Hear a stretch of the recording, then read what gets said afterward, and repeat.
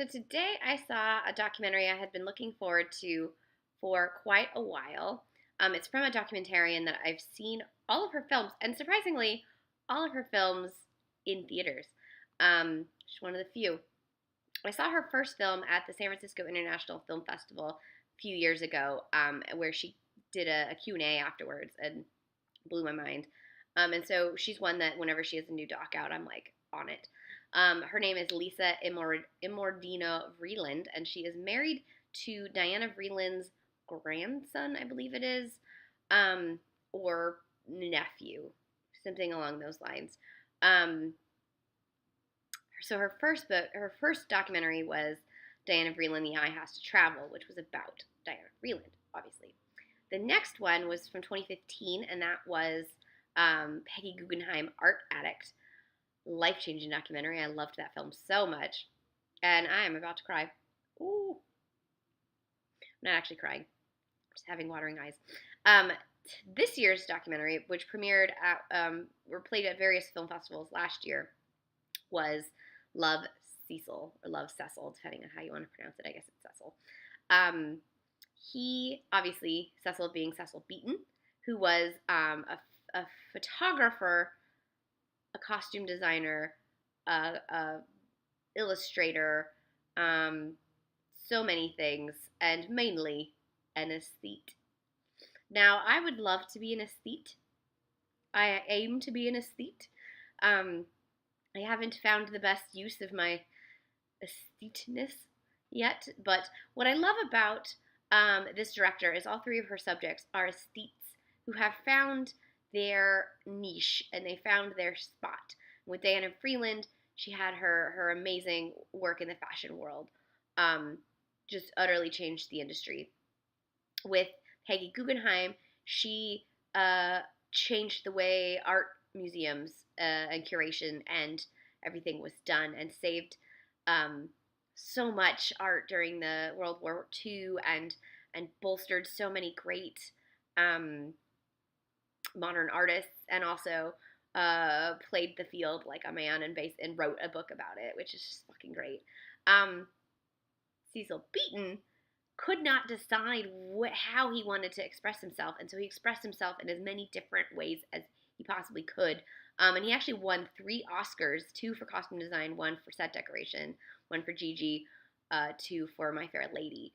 But then he also has done some of the most iconic portraits of old Hollywood, iconic portraits of British royalty, iconic portraits of rock stars, fashion photography, war photography, so many things. There's just a lot that he did with his life, and so getting to hear a lot of it from his own point of view, because the narration done by Rupert Everett is mostly pulled from his diary excerpts, and he was an intense diarist. I have to actually want to go on Amazon and see if they're available. He documented almost his entire life up through when he had a stroke. Sorry, in the 70s, in the form of diaries. So you sort of see him grow through his diary excerpts, and he would like write in his diary after photographing people. So you get these photographs that you know, and then you get the background in these diaries, and I'm like, I need to read them.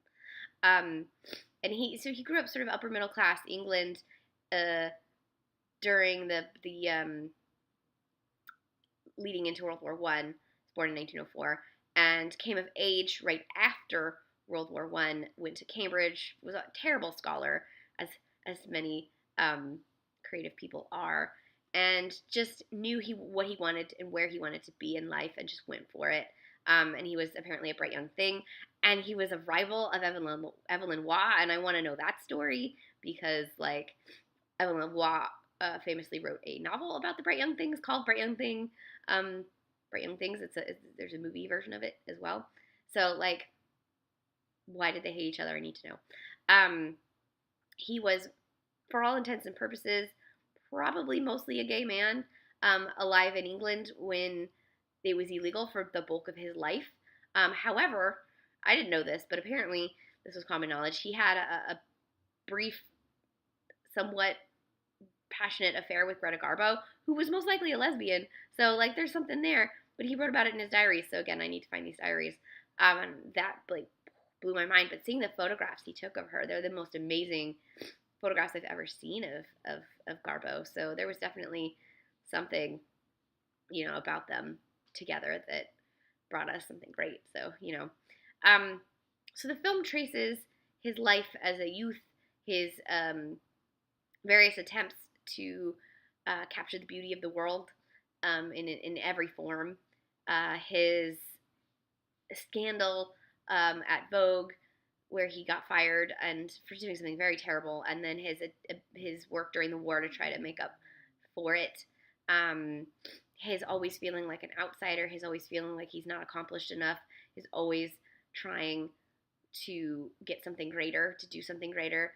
The various ways in which he revolutionized fashion photography, war photography, portraiture, photography as an art in general.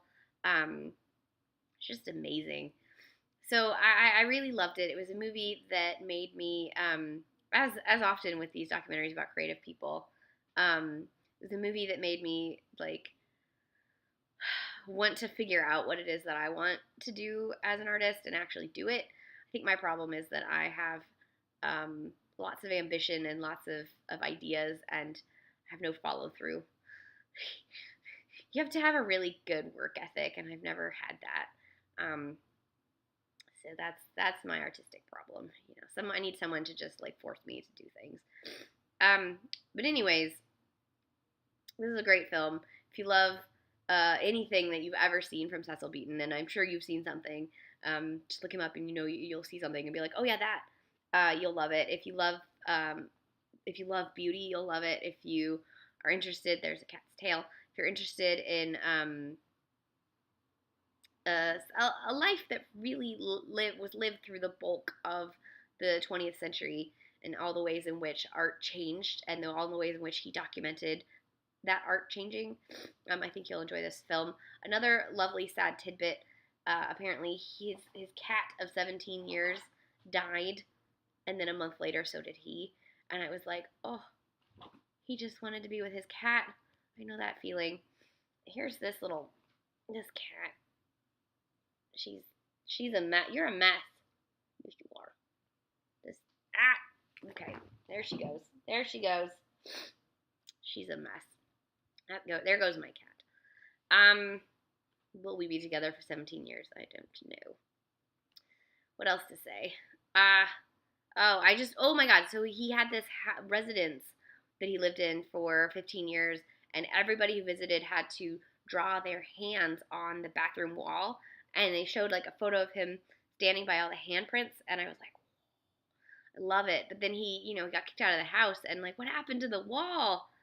Oh, I have all sorts of things I need to discover now. So this is directed by Lisa Immordino Vreeland. I recommend all of her documentaries. They are great. They will make you want to know more about art and appreciate the world in all its beauty. So watch them. They're amazing. Cecil Beaton. Oh, yeah, I didn't talk about who was interviewed in this. So it has the narration is by Rupert Everett, but then it's got all these talking heads of people who knew him, including and people who knew him and people who were inspired by him. So this includes David Bailey, Leslie Caron, David Hockney, Isaac Mizrahi, Penelope Tree, and Manolo Blahnik. And Isaac Mizrahi is one of my favorite also aesthetes and just a favorite talking head. He's always fun when you hear him talk. And Penelope Tree had some really interesting things to say about working with him and what she observed of him as a person. And as did both Hockney and Bailey. Apparently, David Bailey made a documentary about Cecil Beaton. I need to find that. That looks fantastic and very David Bailey-esque. I always forget that he has like a Cockney accent. So my eye is about to explode with water, so I'm going to go. This was Love, Cecil from this year or last year, depending on how you decide which year's films are from, by Lisa Immordino Vreeland. It's released by Kino and Zeitgeist, and it's in limited right now. You should check it out if it's playing near you. It is fantastic.